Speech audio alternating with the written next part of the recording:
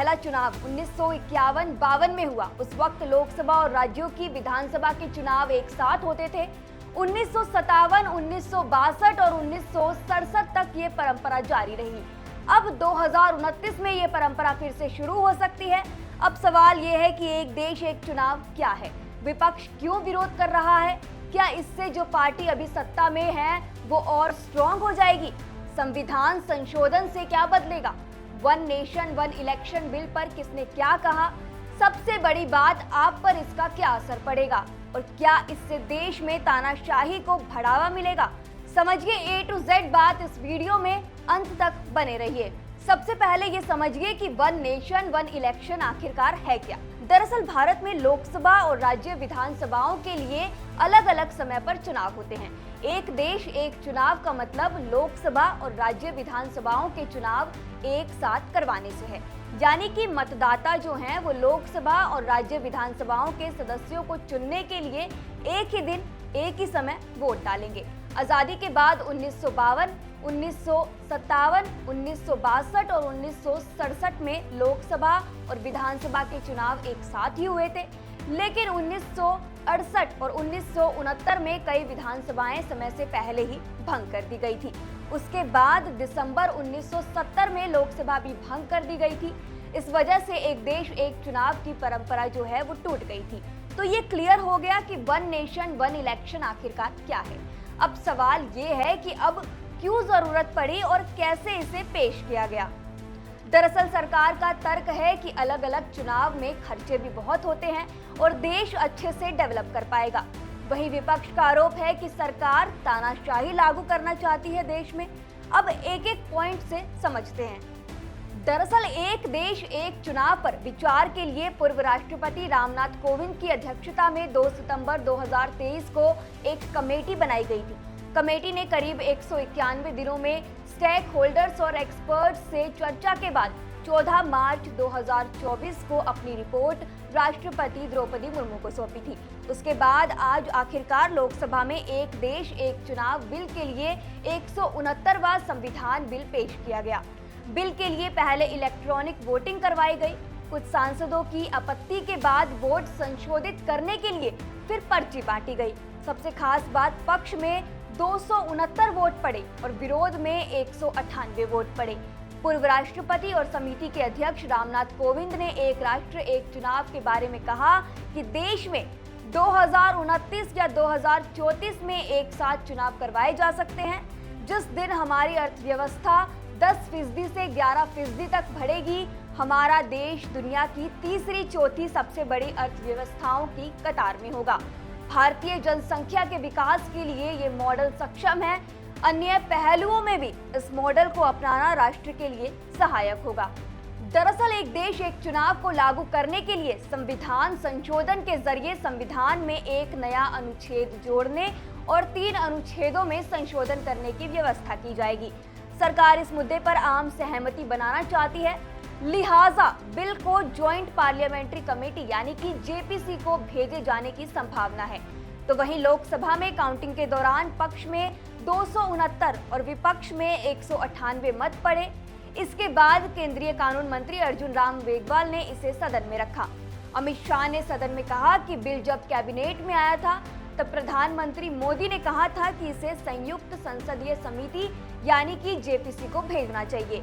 JPC जहां इस मुद्दे पर खुलकर चर्चा करेगी।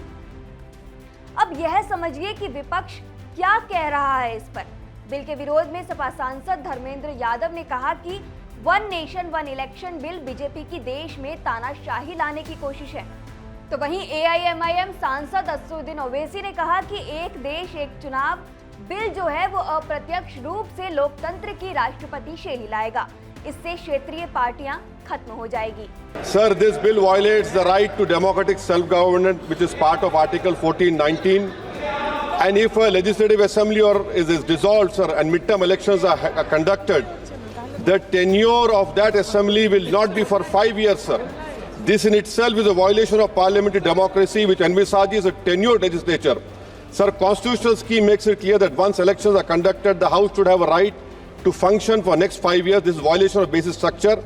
That such a provision is being done for administrative convenience, not for constitutional purpose. Sir, the principle of federalism means that states are not mere appendages of the center. States are not dependent on the union for the existence. This is the violation of federalism, sir. Sir, in conclusion, Parliament is not competent to make any law that violates fundamental rights or the basis of the Constitution, sir. This bill indirectly introduced a presidential style of democracy. This bill is based on maximizing political gain and convenience. This bill will finish off regional parties. This bill is only brought in to massage the ego of the supreme leader. Thank you, sir. Oppose this bill. तो वहीं Telugu Desam party यानी कि TDP सांसद और केंद्रीय मंत्री चंद्रशेखर पेमासानी ने अपनी पार्टी की तरफ से एक देश एक चुनाव बिल का समर्थन किया है। तो वहीं असम से कांग्रेस सांसद गौरव गोगोई ने कहा कि यह विधेयक चुनाव आयोग को राष्ट्रपति को सलाह देने की अवैध शक्तियां देता है। तो वहीं आईयूएमएल नेता ईटी मोहम्मद बशीर और शिवसेना के नेता अनिल देसाई ने बिल का विरोध किया है। तृणमूल कांग्रेस के सांसद कल्याण बनर्जी ने कहा कि one nation one election bill कोई चुनाव सुधार नहीं है, यह एक व्यक्ति की महत्वाकांक्षा पूरी करने के लिए लाया गया है। तो वहीं सपा के धर्मेंद्र यादव ने कहा कि मैं एक देश एक चुनाव के लिए लाए गए 129वें संविधान संशोधन विधेयक का विरोध करता हूं। मैं ये नहीं समझ पा रहा हूं कि 2 दिन पहले संविधान बचाने की बात की जा रही थी, अब संविधान के मूल ढांचे को बदलने के लिए विधेयक लाया गया है। जनता ने बड़ी उम्मीदों के साथ हम सबको भेजा है और हम सब लोगों की जिम्मेदारी है ये संविधान विरोधी, संघीय ढांचे विरोधी, बेसिक स्ट्रक्चर विरोधी कई केसों की चर्चा की मनीष तिवारी जी ने उनके साथ जोड़ते हुए माननीय सर्वोच्च न्यायालय की भावनाओं के विरोधी, गरीब विरोधी, दलित विरोधी, पिछड़ा विरोधी, मुसलमान विरोधी, इस नीयत को वापस लो, ये मुसलमान विरोधी, इस नीयत को वापस लो। तो वहीं केंद्रीय कानून और न्याय मंत्रालय का कहना है कि आजादी के बाद से चुनाव आयोग लोकसभा और विधानसभाओं के 400 से ज्यादा चुनाव करा चुका है। अब हम एक देश एक चुनाव का कॉन्सेप्ट लाने जा रहे हैं।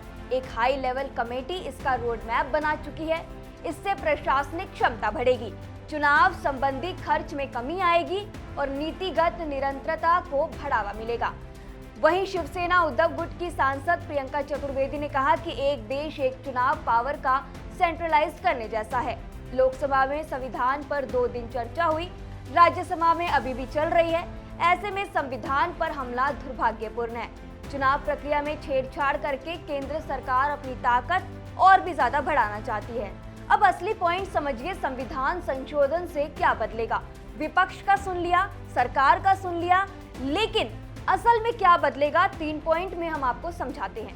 दरअसल संविधान संशोधन के जरिए अनुच्छेद 82A जोड़ा जाएगा ताकि लोकसभा और राज्य विधानसभाओं के चुनाव एक साथ करवाए जा सके। वहीं अनुच्छेद 83 यानी कि संसद के सदनों का कार्यकाल, अनुच्छेद 172 यानी कि राज्य विधानसभाओं का कार्यकाल और अनुच्छेद 327 यानी कि विधानसभाओं के चुनाव से जुड़े कानून बनाने में सांसद की शक्ति। मेनली कॉन्स्टिट्यूशन के इसी सब आर्टिकल में संशोधन किया जाएगा। बिल के जरिए प्रावधान किया जाएगा कि आम चुनाव के बाद लोकसभा की पहली बैठक की तारीख पर राष्ट्रपति नोटिफिकेशन जारी करेंगे। नोटिफिकेशन जारी करने की तारीख को अपॉइंटेड डेट कहा जाएगा। लोकसभा का कार्यकाल अपॉइंटेड डेट से 5 साल का होगा। लोकसभा या फिर किसी की राज्य की विधानसभा समय से पहले भंग होने पर बचे हुए कार्यकाल के लिए ही चुनाव करवाए जाएंगे। मतलब ये है कि देश भर में एक साथ चुनाव होंगे। अब फैसला आपको करना है कि कौन सा सिस्टम आपको बेटर लग रहा है, अभी वाला या फिर वन नेशन वन इलेक्शन, और इससे किसको फायदा होगा। हमें अपनी राय कमेंट सेक्शन में जरूर बताएं और आप किस तरह की कानून व्यवस्था चाहते हैं, किस तरह के चुनाव अपने देश में चाहते हैं, वो भी हमें कमेंट सेक्शन में जरूर बताएं। शुक्रिया।